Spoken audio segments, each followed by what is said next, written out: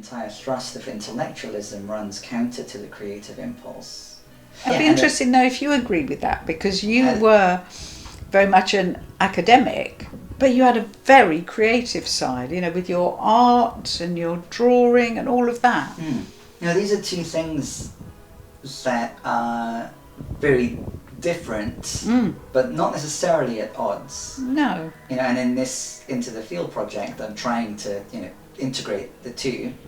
Life is out there. I thought, well, that's got to be Charles Darwin, really. Oh, nice, yeah. So you see Darwin is celebrating life in all its forms. Yeah, lots of little stitches. From so simple a beginning, endless forms, most beautiful and most wonderful, have been, and are being, evolved.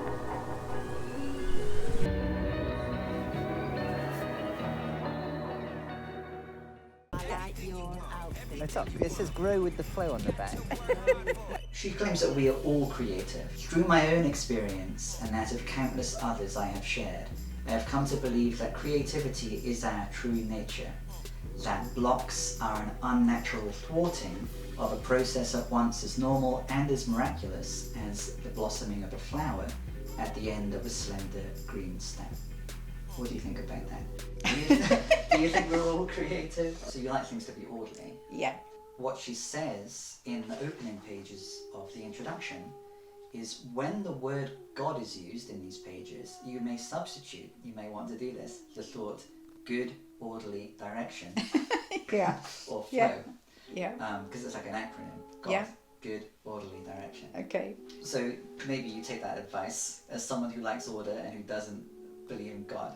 Yes. Then you do believe maybe in good, orderly flow. Yes. I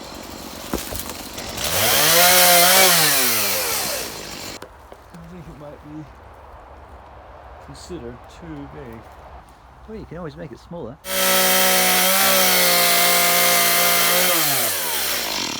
Right.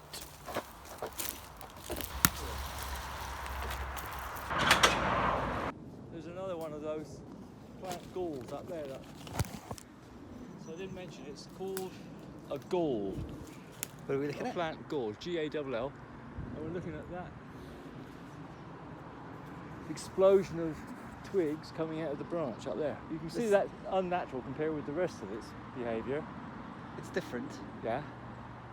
Very dense crop of branches. So we'll look up later on what Where that explains happens. that. You know, we can find out what magic explains that. Yes, exactly. Back to that. There'll be an organism that chooses to get inside the bark of silver birch specifically and promote that kind of bushy growth so that its eggs can generate new life from that source there. So on the left you've got nature interacting with itself, on the right you've got people interacting with each other, and in the middle we're trying to bring people and nature into focus on the carbon crisis. What do you envision happening with that middle one? I'll try and punctuate it with some carbon, literally, by charring it, and hold it together with some willow weaving. So there's going to be a fourth thing. Yeah. And how does this fit in? Well, I haven't discovered that yet. Okay. It's exploratory. I'll dream up something. All right, to be continued. So this is typical of the West Dorset landscape. We've got a large number of trees populating the hedgerows.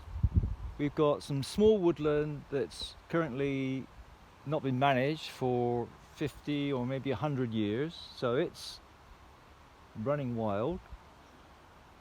Small fields with quite wide hedges surrounding them, and all the fields, we're in West Dorset, remember, are grazing pasture. No arable here, it's clay soil. It's not suited to arable farming. The hedgerow in the middle distance is another really old hedgerow, 400 or 500 years old, maybe more. Really wide. That is flailed every year to encourage a thick growth. The width and the method of management of this hedge, I think, should get some credit. That'll do.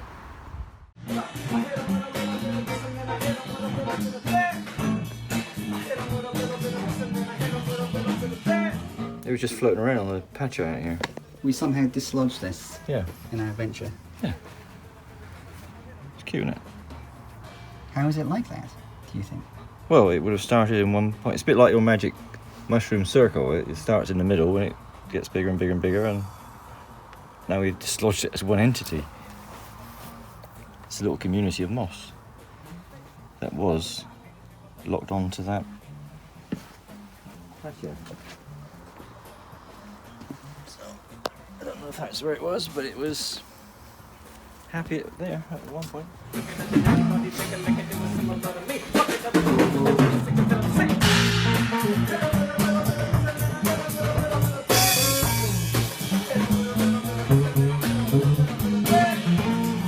Now I got the awful realisation that we probably have to take 4 legs off that table to get it over here. And it was, as I recall, a load of screws. Oh, you're planning your garden for next year? Well, my vegetables. We're going to get the table.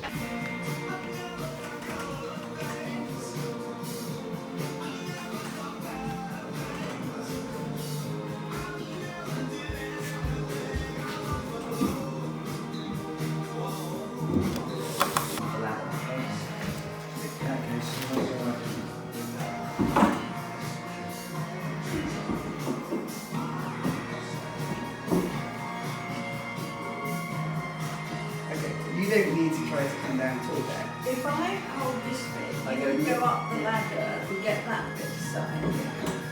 I've got it.